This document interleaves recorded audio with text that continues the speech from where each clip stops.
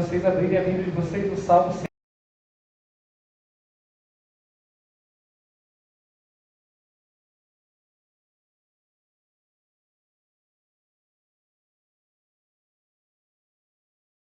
Sermões avulsos, acredito eu, né? Pelo menos da minha parte, visto que eu acredito que na próxima semana o Reverendo Pedro já esteja aqui com vocês. E aí eu queria meditar hoje nesse salmo não tão usado, mas nem por isso menos rico em informações e consolo para a nossa vida. Salmo de número 120.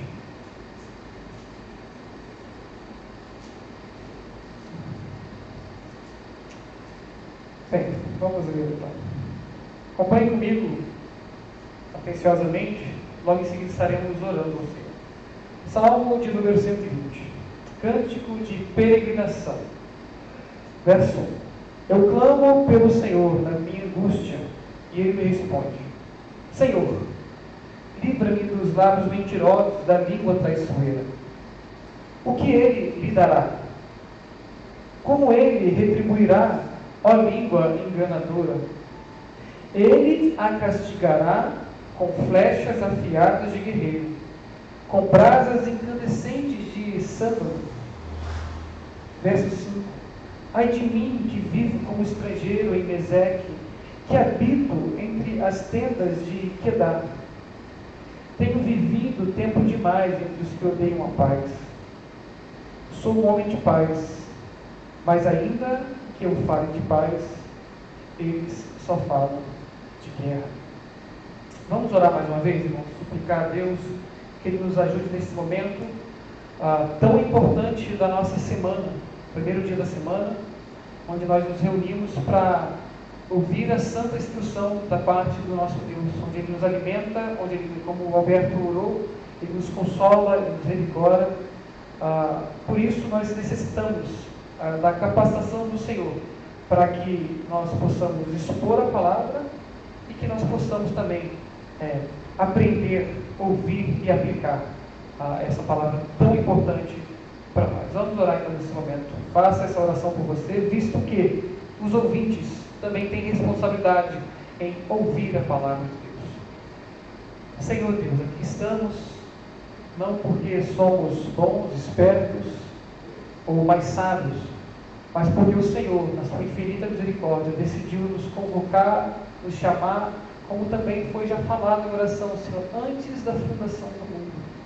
E aprove o Senhor nos reunir aqui, nessa cidade, nesse lugar, nessa igreja, ó Senhor, para ouvir a Tua voz e sermos testemunhas, Senhor, da obra vicária de Cristo. Ó Senhor, com um grande privilégio nos reunirmos diante do Senhor para ouvir a Sua voz. Senhor, nos esforçarmos para aplicar essas palavras no nosso coração e vivermos de acordo com elas. Ó Deus, muito obrigado. Por isso, Senhor, nesse dia, nesse momento e nessa hora, nós pedimos que o Senhor nos ilumine, Senhor. Nós carecemos dessa capacitação para falar, expor o texto e para ouvirmos também a palavra, Senhor. Não nos deixe insensíveis àquilo que for falado, que nós possamos receber essas palavras como palavra de Deus, porque assim ela o é, e que no tempo oportuno, Senhor, ela venha dar o fruto para o qual ela foi designada. Fruto esse que visa a glória de Cristo, nosso Salvador bendito. Ó Pai, nos ajuda em nome de Jesus.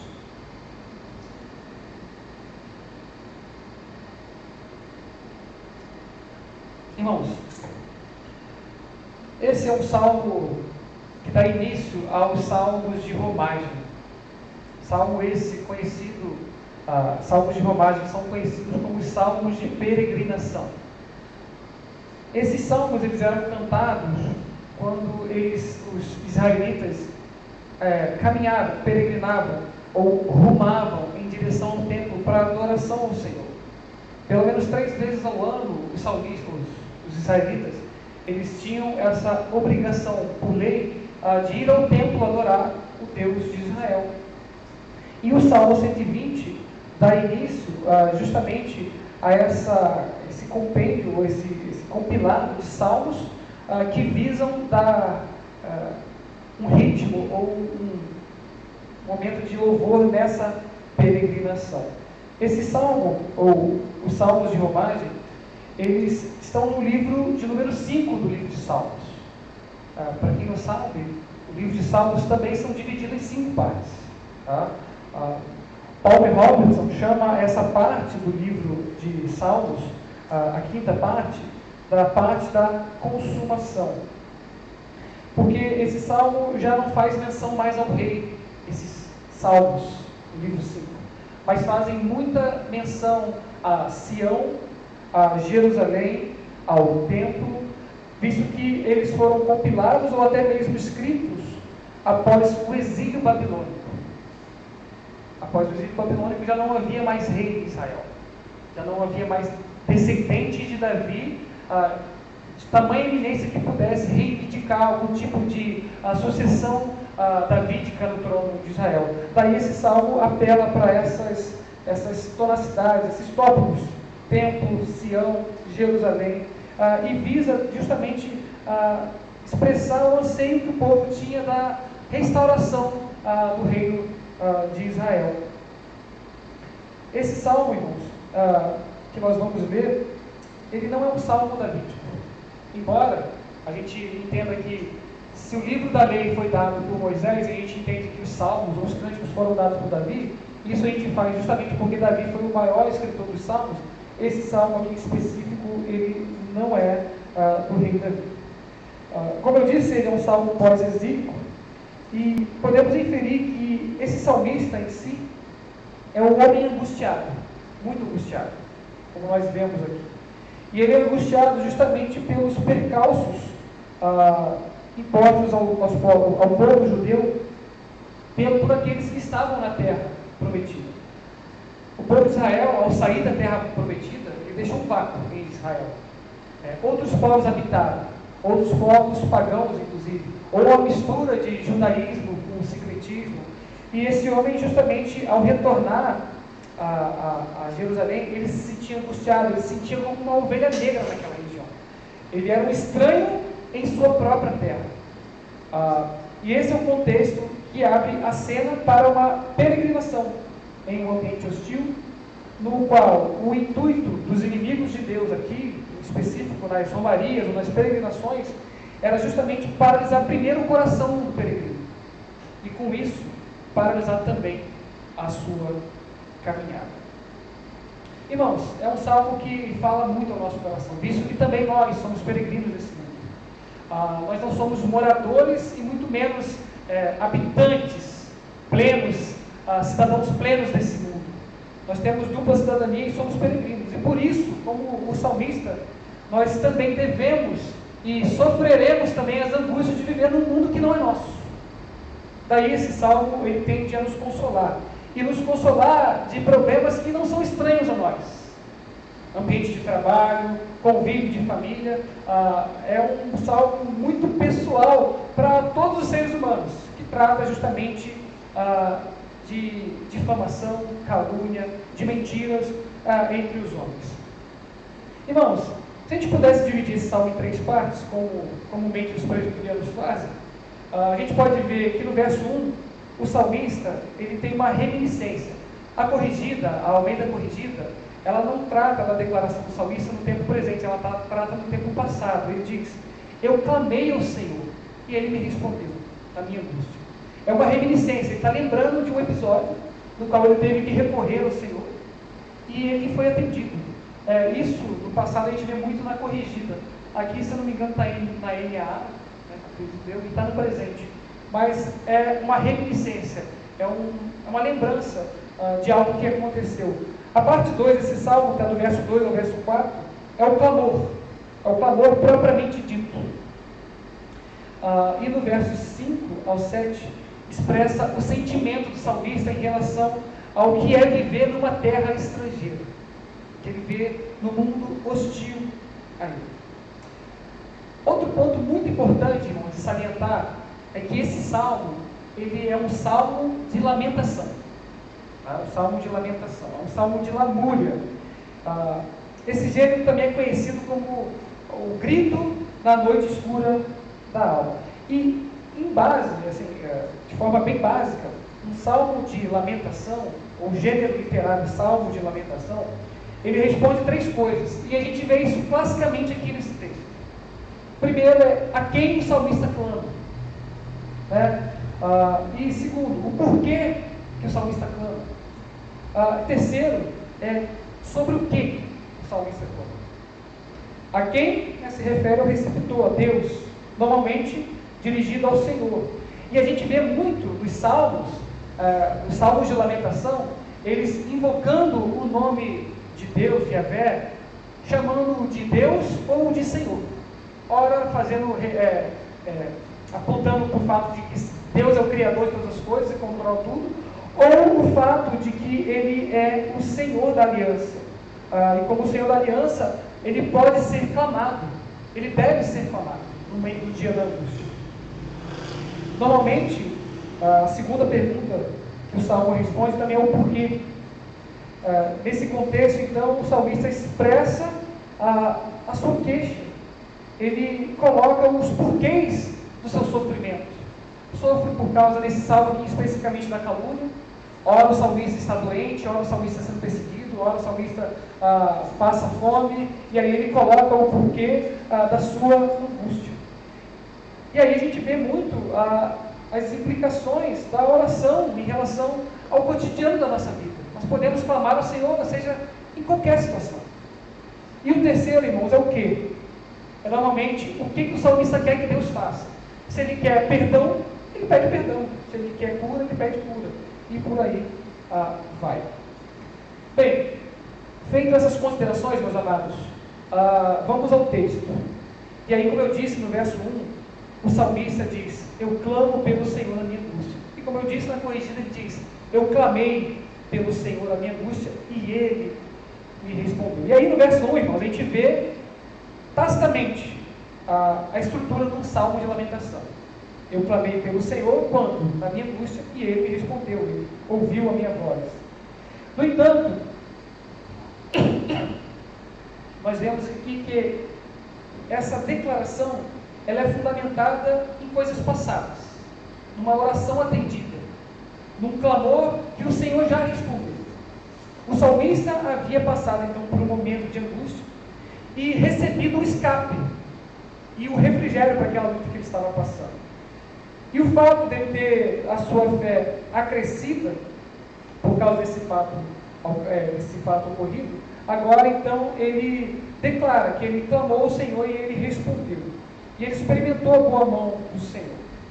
Mas veja, irmãos, aqui a gente vê muito claramente o papel da experiência na vida cristã. A gente deve se fundamentar, ou deve fundamentar a nossa vida na palavra, nas Escrituras. Mas isso não quer dizer que a gente não pode também apelar para as experiências que a gente teve em relação a Deus. Nós clamamos ao Senhor, nós temos orações ouvidas, batalhas vencidas, soluções colocadas diante de nós, nem sempre livramento, mas soluções, como a gente vai ver aqui. E essas lembranças de experiências passadas que acalentam o nosso coração, visto que eu acho que eu não conheci ninguém, tá? Sendo claro para vocês, que confiou em Deus plenamente, ficou decepcionado. Eu não conheço ninguém que confiou no Deus verdadeiro, de forma correta, plena, de acordo com a palavra ensina, ficou decepcionado. E essas lembranças, ou nessas lembranças, vemos que o Senhor trabalha para nos estimular a virtudes que são próprias àqueles que são os santos de Deus, aqui como o peregrino ou o salmista. A primeira coisa que uma oração ou uma experiência passada nos traz na vida cristã é ter esperança. É esperança. A gente pode lembrar de situações da nossa vida que nós passamos e vemos essas soluções e podemos ter esperança de saber que Deus há de cuidar de nós. Nós podemos, por exemplo, lembrar do povo de Israel na Terra Prometida. Peregrinaram, sofreram, tiveram percalços, mas foram cuidados pelo Senhor. Muitos salmos são reminiscências de olhar para trás em relação ao povo de Israel e lembrar do cuidado providencial do próprio Deus. Ora, então, tendo esse cuidado providencial e essa experiência com Deus, nós podemos ter esperança que no dia da angústia presente, nós podemos esperar algo melhor. Porque no passado o Senhor não nos decepcionou. A gente pode lembrar, por exemplo, em relação a nós que somos salvos, de Paulo falando em Romanos 8,32, quando ele diz: aquele que nem mesmo poupou o seu próprio filho, antes o entregou por todos nós, como nos não dará também com ele todas as coisas? Eu acho que o microfone desligou.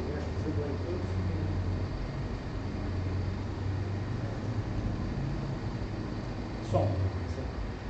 Acho que acabou a bateria. Tá. Eu vou falando sem microfone, tá? Sem problema. Nós podemos ver então que, juntamente à salvação, o Senhor há de providenciar aquilo que nós precisamos. Veja, Ele não poupou o próprio Filho para nos salvar. Será que com isso Ele não cuidaria de nós também, daquilo que nós precisamos? Afinal, Deus não apenas tirou o povo do Egito, Deus alimentou o povo no deserto. A segunda coisa que uma reminiscência ou uma experiência vivida da parte de Deus tem a nos estimular é o fato de que nós podemos orar a Deus. Orar e saber que o Senhor há de providenciar soluções para cada situação da nossa vida. Som. Testando o som. Veja, irmãos, que interessante. Eu não estou dizendo resolução de problema, ou muito menos livramento. Eu estou dizendo solução. Porque nem sempre o Senhor nos livra dos problemas. Essa é a grande verdade. Como a gente vai ver nesse salmo. Algumas vezes, e quase sempre, o Senhor, Ele nos livra de nós mesmos, diante de uma situação problemática. E nós nem sempre percebemos. Por isso, ter uma reminiscência de um tempo passado onde o Senhor solucionou a nossa angústia, é o estímulo à oração. E aqui é isso que o salmista vai fazer. Ele inicia o verso 1, fazendo essa menção, e ele vai logo em seguida no verso 2 fazer essa oração. E a terceira coisa que ter uma oração ouvida, ou ter uma lembrança de algo que o Senhor fez por nós, é nos encher de gratidão, irmãos. A gente pode lembrar um outro salmo de romagem, como o Salmo 126, quando o salmista diz: quando o Senhor restaurou a nossa sorte, nós ficamos como quem sonha, nossa boca se encheu de riso e os nossos lábios de júbilo. Daí, lembrar disso nos dá gratidão, nos enche de gratidão de saber que o Senhor sempre tem cuidado de nós, sempre tem com o seu cuidado paternal, bondoso, tratado o nosso ser. E é isso que o salmista faz. Ele diz: eu clamei pelo Senhor na minha angústia, ou eu clamo pelo Senhor. Ele faz isso com convicção, e Ele me responde. E bem, irmãos, com base nessas vivências, então o salmista encontra força para agora então suplicar, orar a Deus, falar com o Senhor. E aqui vocês vão ver um homem angustiado, por que não até dizer reclamando, né? Com Deus. Veja o verso 2, diz: Senhor, livra-me dos lábios mentirosos e da língua traiçoeira. Logo de cara, irmãos, nós vemos então a causa da angústia desse irmão, ou desse peregrino. Qual era a causa da angústia dele? Lábios mentirosos e línguas traiçoeiras. Lábios mentirosos, irmãos, se referem provavelmente a pessoas que estavam difamando esse homem, estavam caluniando, falando mal do seu nome, espalhando boatos e verdades a seu respeito. Pessoas aqui que se sentiam bem em diminuir o salmista. Eu tenho certeza que vocês conhecem gente assim, né, que falam mal de outras pessoas porque tem prazer em diminuir a outra pessoa. E então esses homens espalhavam repetidamente inverdades sobre ele. Esses ímpios, como a gente vai ver no verso 6, está aqui, odiavam a paz. Eles gostavam de uma novela. Eu costumo dizer que isso aqui é o típico personagem da Malhação, sabe? Que gosta de picuinha, fica... Novela da Globo, né, irmãos? Que ficam criando aquele negocinho assim, né? São esses homens que ele tem que lidar, aquela vilã da Globo, né? Esses homens tinham prazer em difamar a vida do salmista. Portanto, aí é comum, então, que haja um pedido de livramento. Seria algo natural acontecer. Afinal, quem poderia livrar esse homem dessas coisas? Senão o Senhor. E veja, esse tipo de clamor angustiado, a gente vê isso por todas as Escrituras. O próprio Senhor Jesus. Veja, irmãos, o Senhor Jesus, ele não foi apenas crucificado. O Senhor Jesus foi difamado. Chamaram ele de praticamente um servo de Beelzebul. Caluniaram. O próprio julgamento de Cristo foi um palco de mentiras. E o Senhor, à beira da sua morte, ou caminhando para a sua morte, ele clamou angustiadamente: Senhor, livra-me desse cálice. Angustiadamente ele clamou por isso. O próprio apóstolo Paulo, ao sofrer um espinho na carne, que a gente não sabe o que é, tem gente que tenta descobrir, né?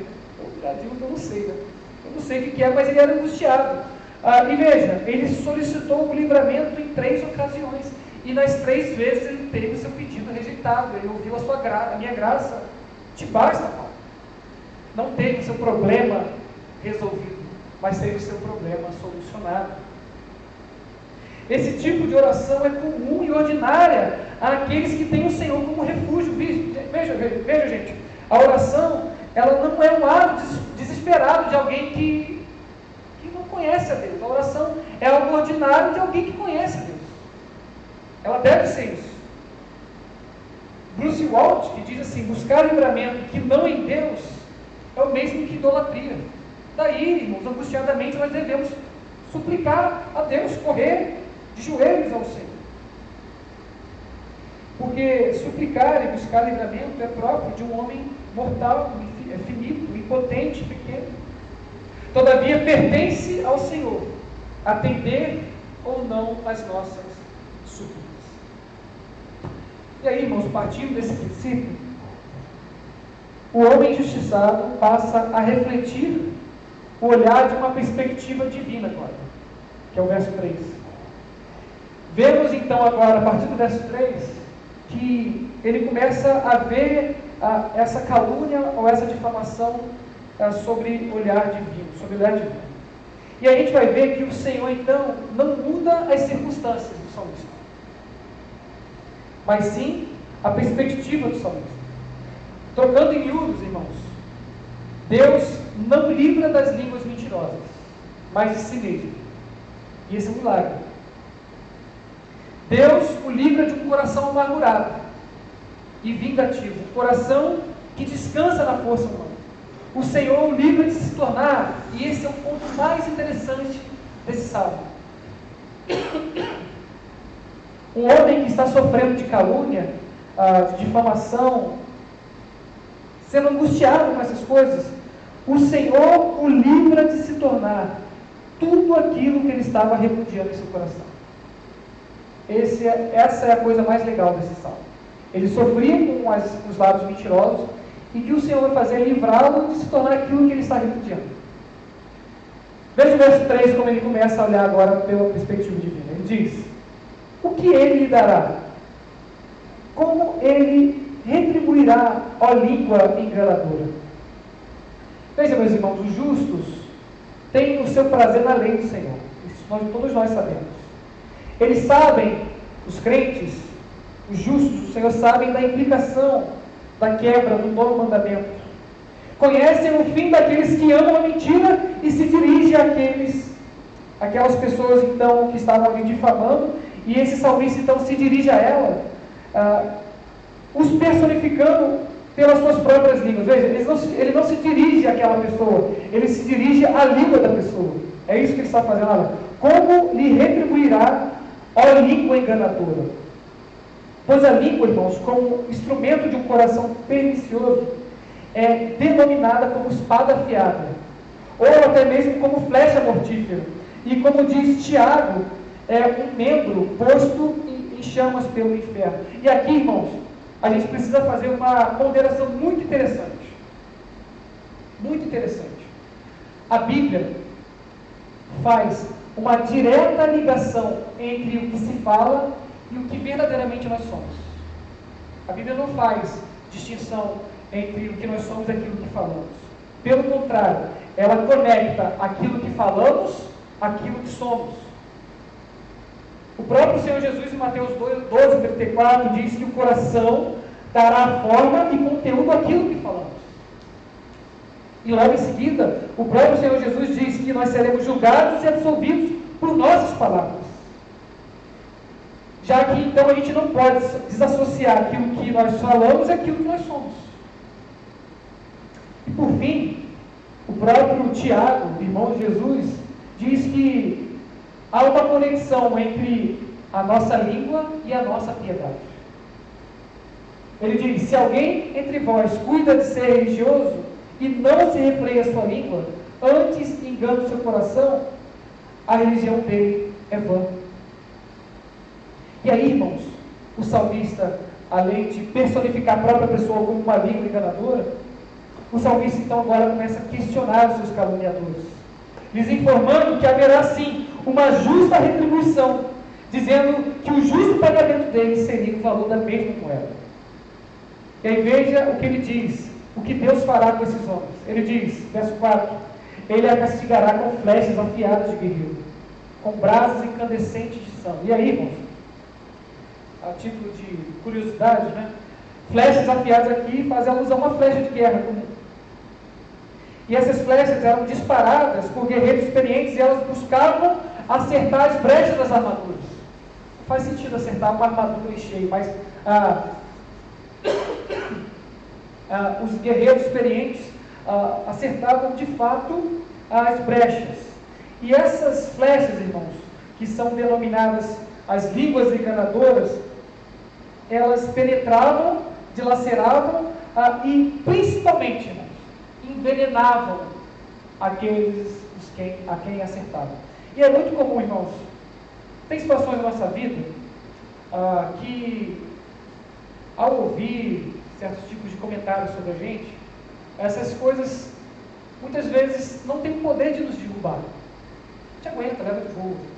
Só que a maledicência, ou a língua afiada, ou envenenada,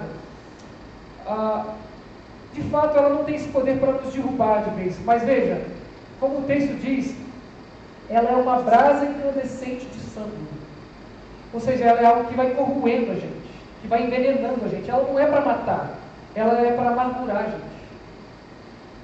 Maledicência, como a gente está falando aqui, palavras ditas de forma leviana, elas não derrubam de fato, mas elas nos envenenam, elas vão nos amargurando, elas vão dilacerando a nossa alma. Ela, literalmente ou metaforicamente, elas nos fazem sangrar até a morte. Todavia, irmãos, a gente vê então que essa vingança requerida pelo salmista, ele coloca então sobre o Senhor. Porque a vingança, como diz o texto sagrado, pertence ao Senhor. Daí que o salmista diz, ele a castigará no futuro.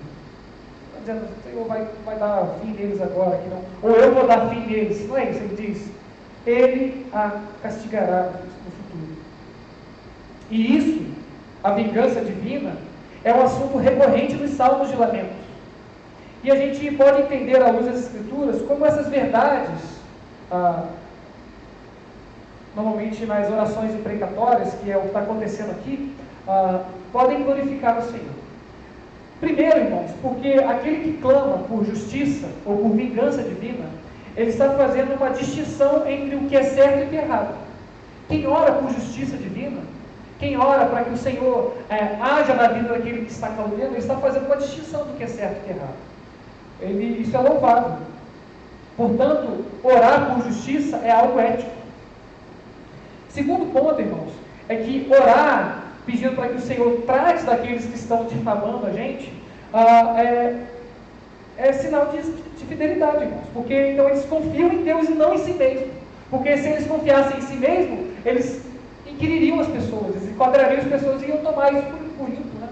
Mas antes eles confiam no Senhor e colocam sobre o Senhor a solução dos seus problemas. Isso é muito importante, irmãos, porque nem sempre a gente consegue ser justo no nosso tratamento com aqueles que falaram mal da gente. E colocar a nossa confiança no Senhor é garantia de que o Senhor tratará de forma justa.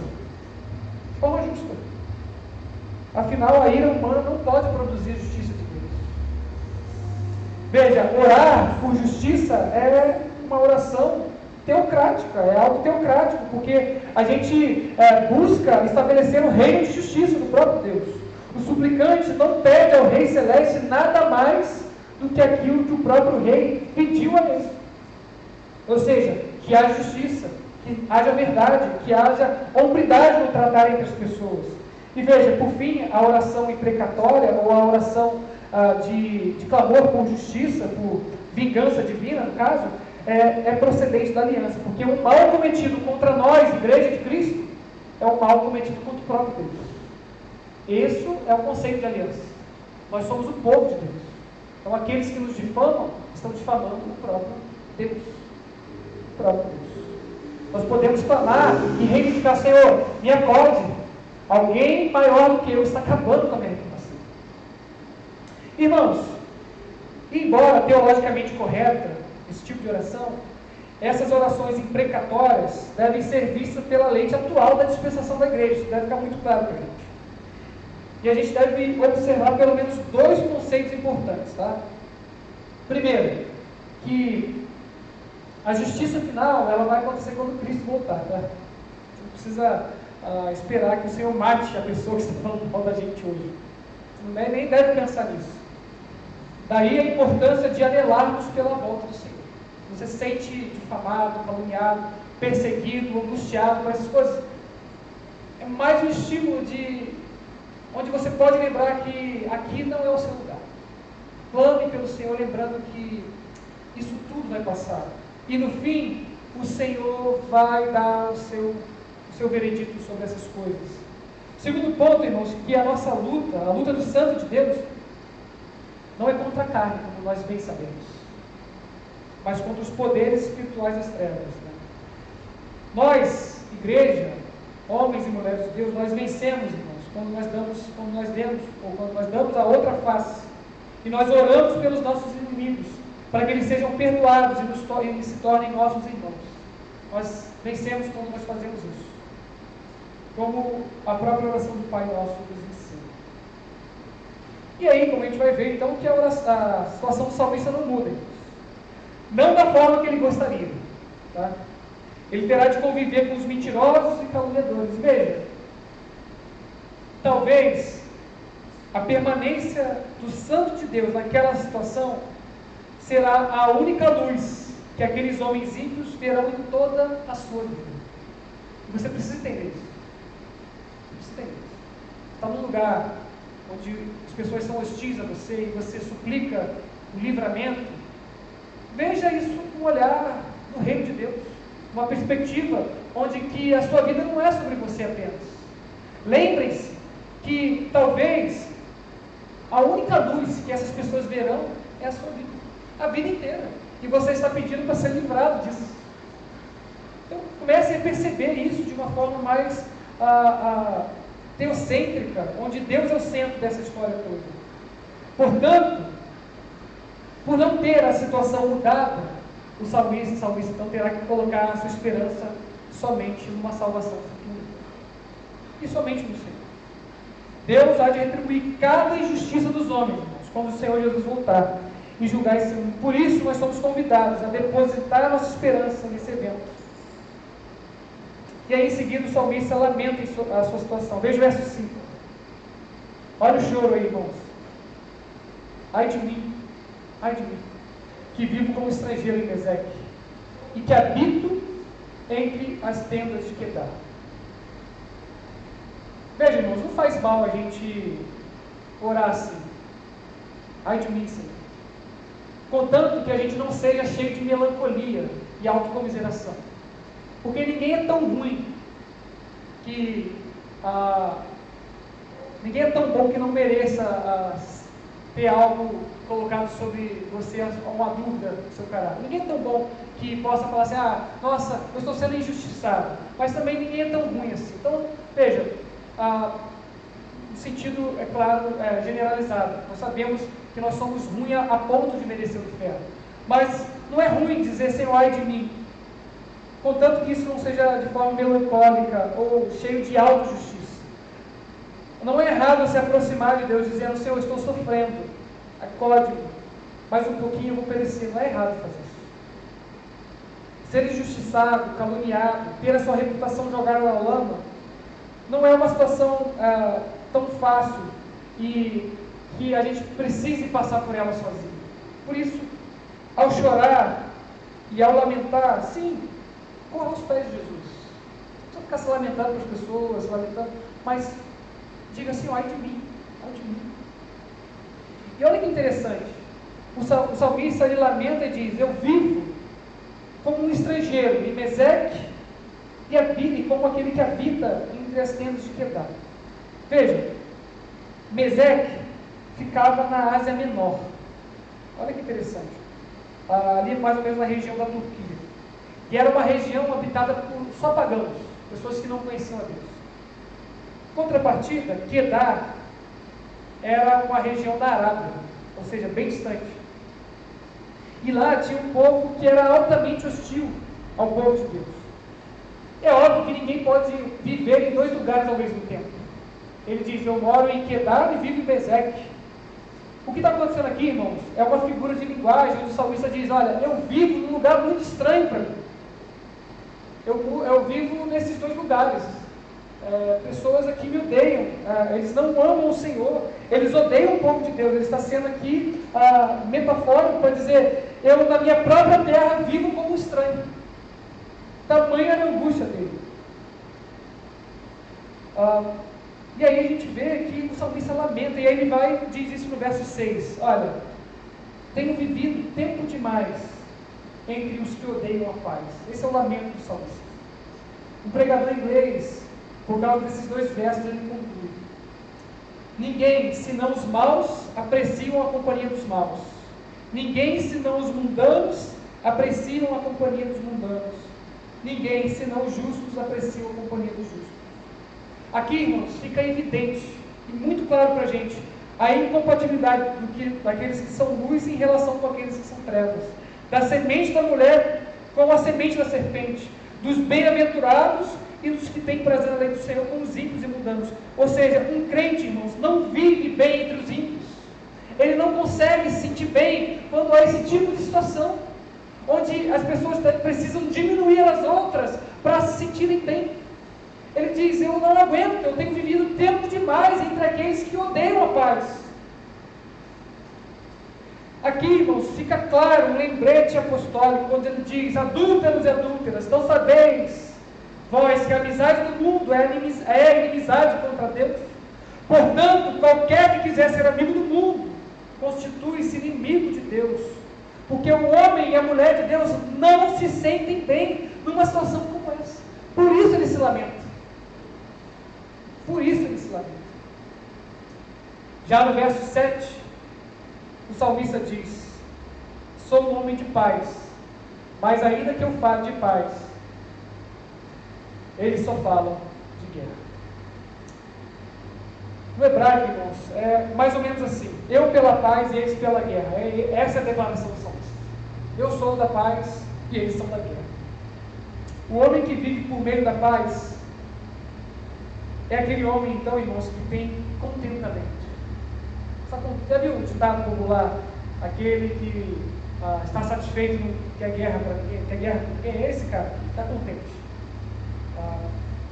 Essa paz, no entanto, não é proporcionada por nenhum meio humano, nenhuma circunstância humana. Nenhum prato de comida pode dar essa paz. Embora seja muito bom comer bem, né? Ficar contente quando você come bem. Isso não te dá paz. Dentre outras coisas. Essa paz que o salmista faz menção é a paz conhecida por nós como Shalom. E veja, essa paz, ela não é ausência de problemas. Não é. Pelo contrário, ela é a presença abençoadora do próprio Deus que se faz presente e nos dá essa paz. É essa paz que nos faz estar contente em meio ao homem que é pericioso. E veja, irmãos, olha como esse salmo termina. Ele parece que termina sem pé na cabeça, mas ele termina dizendo, eu sou pela paz e eles pela guerra. O Senhor não muda a situação dele, não muda a circunstância dele, não há sinal de língua cortada, não há sinal de cabeça voando, não há sinal de juízo, não há nada. só há uma declaração: eu sou pela paz. Eles teimam pela guerra. Só é apenas isso. Porque justamente essa paz é a paz que Deus dá. É aquela paz que Paulo diz em Filipenses 4:7. É aquela paz que provém de Deus, comunicada e conquistada pelo sangue propiciatório de Cristo. Sangue que nos faz amigos de Deus e nos traz contentamento, irmãos. E é essa paz que guarda o nosso coração, ou seja, que guarda as nossas emoções e também guarda a nossa mente e a nossa forma de ver o mundo. Vejam, irmãos, tudo isso concedida e que provém de uma vida sincera e devotada de oração e confiança no Senhor. Paulo, em 4:6, Filipenses 4:6, ele diz: seja a amabilidade de vocês conhecida por todos. E aí ele diz: perto está o Senhor. Não andem ansiosos por coisa alguma, mas em tudo, pela oração e súplicas, e com ação de graças, apresentem seus pedidos a Deus. E aí ele conclui no verso 7: e a paz de Deus, que excede todo entendimento, guardará o quê? Guardará o seu coração e a sua mente em Cristo Jesus. É essa paz que o salmista faz menção, irmãos. A Shalom, uma paz que não depende das circunstâncias. Veja, o termo grego usado por Paulo para fazer menção a guardará, trata de um termo militar para indicar a guarda de sentinelas, ou seja, a paz de Deus vai proteger vocês. Na oração, na súplica, a paz de Deus monta uma varita na sua frente e não deixe as coisas se te perturbar. É isso que Paulo diz em relação à paz de Deus. E a paz de Deus que excede todo entendimento há de guardar o coração de vocês, quando vocês suplicarem, quando vocês clamarem e descansarem na providência e no cuidado do Senhor.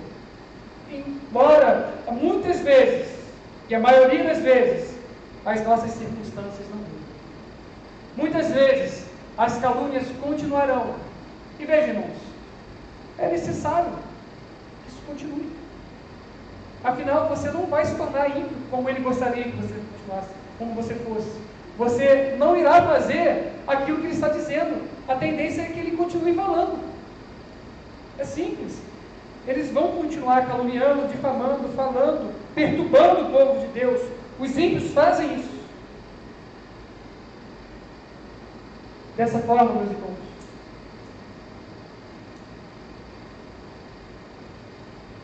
eu gostaria que você atentasse para pelo menos 3 coisas. Esse homem caluniado aqui do Salmo, esse homem perturbado, angustiado, que clama e tem paz em meio à angústia, esse Salmo aponta para Cristo. Porque Cristo, sim, é o servo sofredor. Veja, ele é o homem perfeito sobre o qual não há tropeço algum. Pode ser que algumas coisas que as pessoas falem de vocês possa ser verdade. Afinal, nós não somos Jesus. Nós não somos Jesus. Mas Cristo, sim, é o homem caluniado. Cristo, sim, é o homem injustiçado. O apóstolo Pedro, na sua primeira carta, diz: ele era desprezado e o mais rejeitado entre os homens, homem de dores, como um de quem os homens escondiam o rosto. Era desprezado e não fizemos dele caso algum, ou seja, nós não reconhecemos a sua justiça. Antes tratamos ele como alguém que não era justo. Ele foi acusado de violar o sábado enquanto ele não fez. Ele foi acusado de rejeitar as Escrituras. Ele foi acusado de desonrar o templo. O Senhor Jesus foi acusado de servir o diabo. Ele foi acusado de blasfêmia contra o seu próprio Pai. Contudo, irmãos, como Cristo respondeu essas injúrias? O qual, quando o injuriavam, não injuriava, disse o apóstolo Pedro. E quando padecia, não ameaçava. E veja, o apóstolo Pedro diz: mas entregava-se àquele que julga justamente, levando ele mesmo em seu corpo os nossos pecados sobre o madeiro, para que, mortos para o pecado, pudéssemos viver para a justiça, e pelas suas feridas nós somos sarados, diz o apóstolo Pedro. Irmãos, a pergunta que sempre vem à minha mente: por acaso o servo é maior do que o Senhor? Esse Salmo 120 é um salmo da vida do nosso Senhor Jesus. Ele é o verdadeiro homem de paz. E essa paz é oriunda de uma vida centrada em Deus. É uma vida que descansa plenamente naquele que julga justamente. O Senhor Jesus é um homem injustiçado. Ele é um homem caluniado. Cristo o fez dessa forma porque contemplava na cruz o fruto do seu penoso trabalho. E veja, meus irmãos, nós podemos achar na cruz de Cristo o poder para viver uma vida piedosa em terras como Meseque e Quedar. No Senhor Jesus, nós podemos encontrar força para lidar com as injúrias, com as difamações, com as mentiras sobre nós. Na cruz, nós podemos encontrar forças para viver em meio a esse mundo hostil. Segunda coisa, irmãos, é que na cruz de Cristo, na cruz do nosso Senhor, nós encontramos identidade quando nós somos difamados, caluniados. Sabe por quê? Porque na cruz do Senhor, nós vemos o amor do Senhor sendo derramado por nós. Na cruz, Deus prova o seu amor por nós, não quando nós éramos bons, perfeitos. Na cruz, o Senhor prova o seu amor por nós, irmãos, quando nós éramos os mentirosos. Na cruz, o Senhor prova o seu amor por nós, quando nós éramos os caluniadores, quando nós éramos pecadores. Nela, na cruz, nós encontramos um Deus santo e justo, nos dando sentido e propósito. Na cruz, nós não precisamos temer as mentiras, porque lá, na cruz, nós temos a nossa certidão, que diz: somos pecadores, sim, miseráveis pecadores, tão pecadores, que o próprio Deus precisou transbordar sua ira santa como um cordeiro imaculado, mas nele, no cordeiro, somos feitos pecadores justificados, somos pecadores amados, nós somos mentirosos, perdoados. E aí, irmãos, por que eu estou dizendo que a cruz cura a nossa identidade em relação às difamações? Porque as mentiras que colocam em xeque quem nós somos perdem o valor. Irmãos, na cruz, toda aquela mentira, difamação, que coloca em xeque a nossa pessoa, perde sentido. Porque veja, pode ser que eu seja alguma coisa, mas na cruz eu sou lembrado quem eu sou. Eu sou lembrado quem Cristo é, o que Cristo fez por mim. E qualquer difamação, mentira, calúnia, perde peso para mim. Na cruz eu encontro uma real identidade, e eu não sou definido por línguas caluniosas. Eu não sou definido por pessoas que muitas vezes não estão nem se importando com quem eu sou, mas só sentem prazer em caluniar. É na cruz que toda difamação perde valor para mim. E por fim, irmãos, no servo sofredor, naquele que realmente padeceu injustamente, ou seja, no Senhor Jesus, nós podemos perdoar aqueles que nos difamam. Cristo, ao ser injuriado, disse: Pai, perdoe-os, eles não sabem o que fazem. Estevão igualmente fez assim também. Quando olhamos para a cruz, irmãos, vemos o homem da paz pendurado nela. E aí a gente pode lembrar quem nós éramos. Lembramos que nós éramos os injuriadores. Nós éramos os caluniadores. Mas Deus, cheio de graça e bondade, nos estendeu a sua mão. E assim como nós fomos perdoados, nós podemos perdoar. Nós podemos perdoar. Assim, irmãos, na cruz do nosso Senhor, nós encontramos quebrantamento, somos cheios de amor, e temos o nosso desejo de vingança subjugado pelas ternas compaixões de um Deus gracioso e bondoso. Dessa forma, irmãos, eu convido você a se lembrar que na oração do Pai Nosso, o Senhor Jesus nos instou a falar assim: perdoai as nossas ofensas, assim como nós temos perdoado aqueles que nos têm ofendido. Vamos fechar os nossos olhos e pedir para que o Senhor nos ajude. Senhor, nós vivemos num mundo hostil, Senhor, àqueles que te amam. Por isso, Deus, como é difícil caminhar em retidão e justiça na tua presença. Porque muitas vezes as flechas incandescentes, os dardos inflamados, têm nos acertado, ó Senhor. E muitas vezes nós nos tornamos aquilo que nós odiamos, por causa da amargura, da tristeza, e nós somos impelidos a agir da mesma forma daqueles que não te conhecem. Por isso, Senhor, nos livre dessas coisas. Nos lembre que no Senhor Jesus, nós temos poder para fazer aquilo que é certo, aquilo que é justo, aquilo que o Senhor solicitou que nós fizéssemos em tua palavra. Perdoar aquele que nos ofende.